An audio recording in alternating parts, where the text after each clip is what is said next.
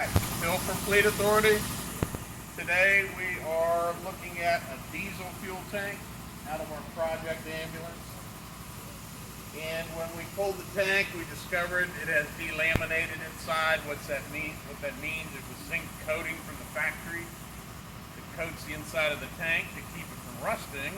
But that laminate has come apart and filled the tank with a goo, and that's causing more trouble than rust actually at this point. So what's happening? So you can see the delamination, maybe piles of silver goo, kind of looks like snowflakes. Yeah, you can see it all over the place. There's a sump on the bottom of the sender unit, and this gets clogged up. There we go. You can see there. See it. You can see all the goo on the, like on that filter on the screen. On the screen here, this is where the fuel gets sucked in, and this gets filled up with the glue, and it'll shut her right down. So it's not. So the vehicle's not running because it's starving for fuel. Correct.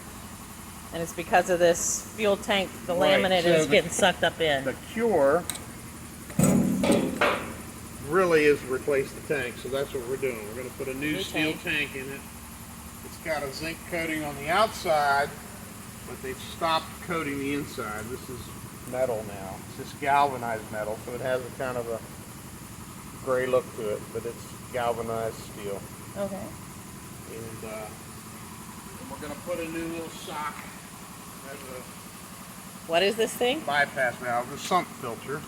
Okay. See, we're going to put a new one of those. See how it's sucked up inside? Right. This is convex. That's become convex. Let me get it at an angle so you can see. Can you see Oh that? yeah, convex Okay. and concave. That's been sucked up inside. What happens is the truck shuts off.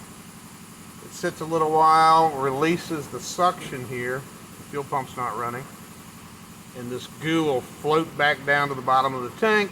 You can fire it back up and it'll run until it clogs up again and shuts her down.